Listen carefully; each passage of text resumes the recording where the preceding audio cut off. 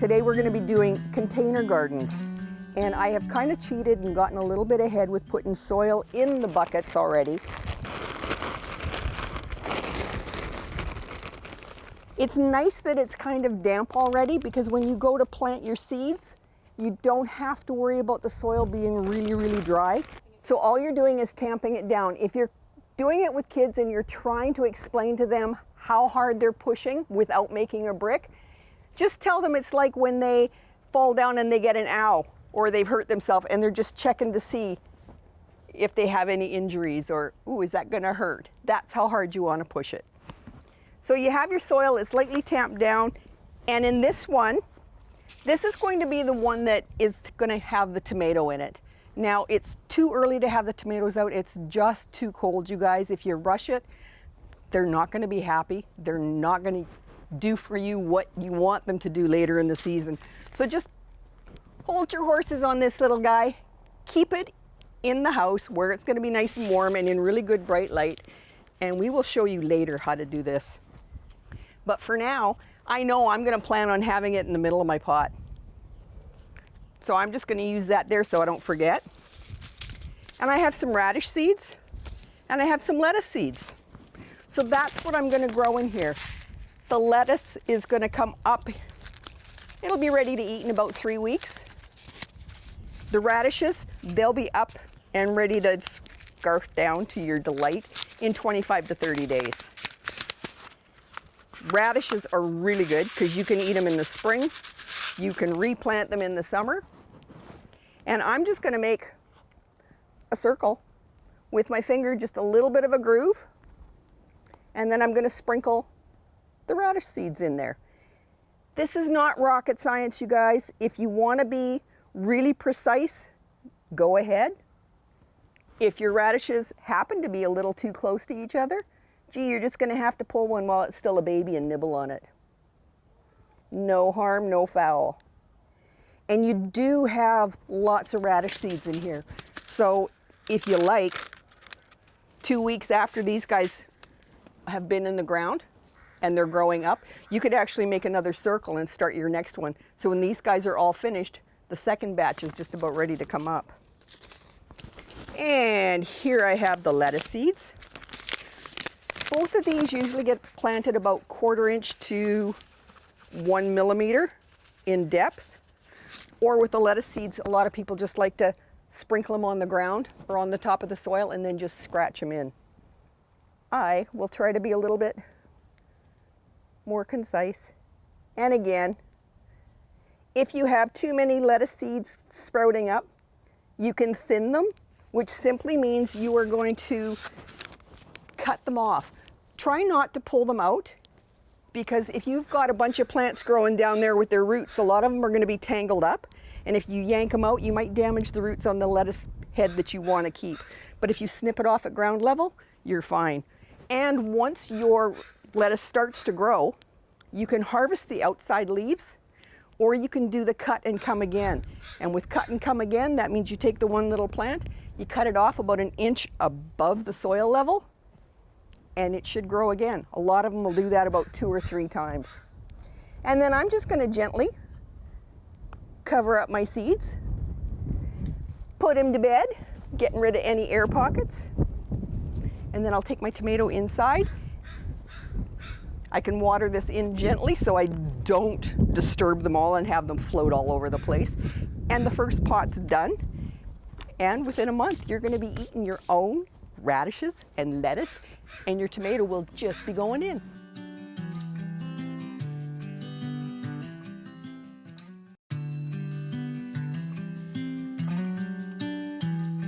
We are going to be potting up a container of veggie seedlings or transplants today. We have 2 Swiss chard, 1 lettuce, there's 4 in the pack, we get 1, and a kale. I forgot what I was planting. So I have already put the soil in this bucket, and I have lightly tamped it down just to make sure that I had enough soil in there. And when you tamp it down, if you're working with kids, just push on it lightly. You're not making a brick. If you have to show kids, tell them it's like when they're checking to see if they have a bruise and they're just going like this. That's all you have to do, okay? Again, too, if you're teaching the kids how to do this, the plants are really tender and a lot of them are very easy to break.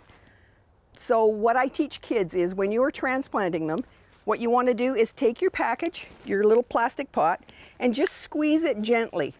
All you're trying to do is loosen the soil up from the edge of the pot. You're not trying to massage the roots. And then I tell them, make an L for love with their hand, because plants love to be protected in there. Put your hand on top of the pot, so it's good when you flip it over, it's going to act like a plate, not a bowl, but a plate. Then you can gently pull the pot off, and you will be hanging onto the soil ball. You haven't broken the stem, you haven't pulled off any leaves, and you haven't crushed the roots. Easy peasy. Then you're going to dig a hole in the soil, pop your plant down so it's still at the same soil level, and tuck it in. We did break a leaf, off it comes. The next is the Swiss chard. Same thing. And Swiss chard is absolutely lovely. The Swiss chard and the kale can both get really, really large. So they are gonna, it doesn't look like much in this pot, but it is gonna really fill it up. When your kale leaves get to be about 4 to 5 inches in length, then you can start picking them off. You go with the ones from the bottom and leave the new ones. And then you can keep picking continuously, probably for the entire summer. So I have a kale. Oh, I lied to you. I have one kale. I have Swiss chard, Swiss chard, Swiss chard. And then I'm going to take one of these lettuce. Pop it out through the bottom. And I'm going to tuck this guy more to the center. Sometimes lettuce doesn't like to be in full sun. It prefers bright light and a little bit cooler. So as the Swiss chard grows up and as the kale gets larger, it's going to protect it from the hot noonday sun. So right now, might not look too impressive, but this is going to be stunning, you guys, and it's going to be so good to eat. And there, bada boom, bada bing, we're done.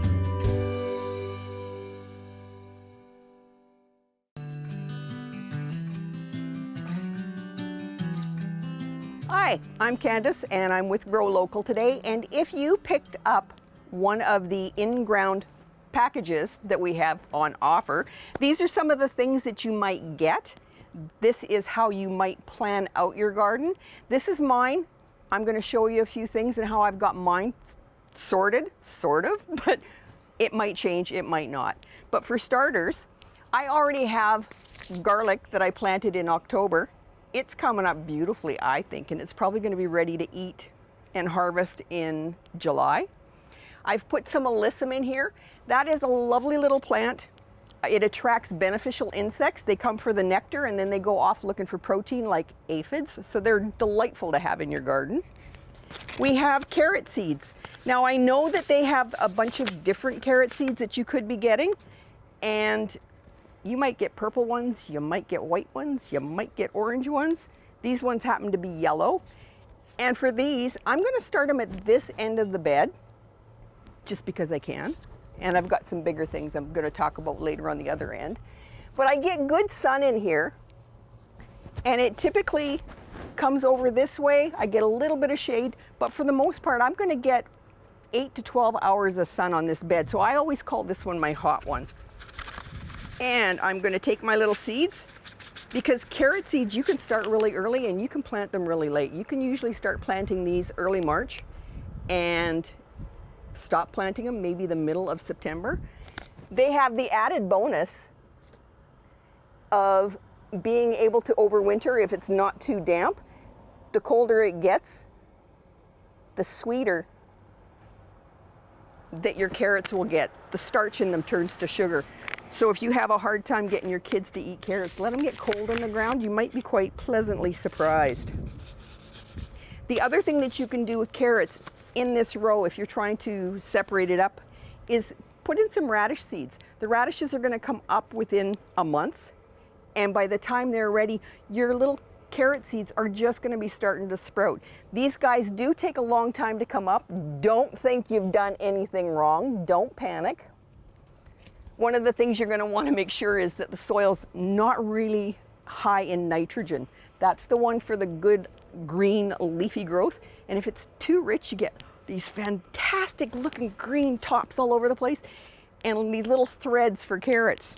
Or you might get hairy carrots, or you might get those little funny forked ones that everybody always shows you on Facebook. You may get calendula. Now, this is a really pretty plant, or a really pretty flower. It's edible, the flowers. You can toss them in your salads. If you get into herbology, you can make creams and stuff too, because it's really beneficial for you. So I'm going to tuck a couple in here. And all I'm doing is making a hole with my fingers. There's nothing fancy about this, you guys. I didn't tell you. When you're taking plants out of the pots, you don't want to break the stems. There's a lot of plants that if you break the stem, it's just not going to grow for you. It's dead, you killed it. You can pull it out by the leaf, because if you lose a leaf, chances are the plant's going to grow a new one. But the best thing to do, especially if you're teaching kids, is take your plant pot, gently squeeze. All you're doing is trying to loosen the soil from the edge of the pot. And then you're going to make an L with your hands. I tell the kids it's L for love, because plants love to be protected in here. Place it on the top of the pot. You want to keep your fingers straight, because when you turn it over, you want this to be like a plate, not a bowl. Kids have a tendency to not be able to let go if they do it that way. So make it like a plate, pull the top off, and you have your plants. Now these you can gently separate. Plants are a lot tougher than you think, so don't freak, don't be too worried, and just pop them in the hole. It's another thing is, if you're doing this, keep your bed nice and short. I would typically be working on the other side so I don't have to stretch so much, but you want to be able to just reach the middle of your bed comfortably. There. So now I have carrots and I have calendula. And over here, I have another kale. Now this one's called, and I can never say it right, so I'm just going to call it how I know it, dinosaur kale. And you can see it's got really good roots on the bottom. If you have a vegetable and you take it out of the pot and the roots are really congested and they're starting to spiral around, don't be afraid, just tease them out. All you're doing is letting that plant know that there's a whole wide world for it to go spread out in and get more nutrients. This guy will probably grow to be 3 feet tall. It's just going to bush out like that, so it's just brilliant looking. And those calendula are going to look fantastic in front of it too. Then what have I got? Oh, I have beans. Now these ones are called borlotti, and they're a drying bean. These I'm not going to plant yet. It's just, the soil's too cold. If I put it in there, they get damp and then they're just going to rot on me. So you can try to get a jump on that ahead. If you think it's going to be really nice weather, you can always take a chance and plant them. And know that if the weather doesn't cooperate, you're just going to have to plant them again. These guys, I'm going to make a row along this side of my bed because I get an awful lot of sun this way and I don't want it to shade the rest of my garden. Now, having said that they're going to be 17 feet in length, quite possibly, I am going to put some sticks in here going straight up. I'm going to put one across like this and back down in this way. So hopefully I will have them trailing from one bed over to the other. And then I have kind of a little arbor if I want, if it's a really hot day. I can plant a tomato in front of it. Again, this is one that I'm not going to plant until the end of May because I don't want it stunted. I don't want it in the ground too early, so they sulk, they pout, and they're just not happy campers. I have chives in here already. These little guys are garlic chives, and this one's regular, and you can see it's already starting to get the bulbs, the flower heads on them. Kids absolutely love garlic chives. Don't know what it is about them, but they will just sit there and just keep eating them and eating them and eating them. When these bloom, you can actually eat the flower tops too. Try not to eat all of them though. They are another plant that attracts beneficial insects to your garden that are going to start eating the bugs that you don't want in there. There are a couple of little onions that you might get in your packet. Again, L for love. After you've made sure the soil is really nice and loose on the pot. I'm going to tuck it in here. And I'm not going to bother to separate these onions because if they get too close to being buddy-buddy, they just push each other out of the way and still grow nice and big. On this side, I'm going to do some squash and some pumpkins. There is an acorn squash and it is absolutely lovely, stores really well. These are your scallopini or patty pan. I don't know if you guys are going to get these either, but these are awesome. When they're about 2 to 3 inches, just pop them in the frying pan with a little bit of butter and you'll scarf them down. This is, and I had to show it to you, this is my Renegade pumpkin. I'm not sure what kind it is. I think it's a big warty one, but I'm not positive. I used it for decoration and I left it in the garden on top of a pot. Well, it decomposed and all the seeds have come out and I probably have 1, 2, 3, 4, I've got 6 plants here. And this is what it's going to look like for a bit.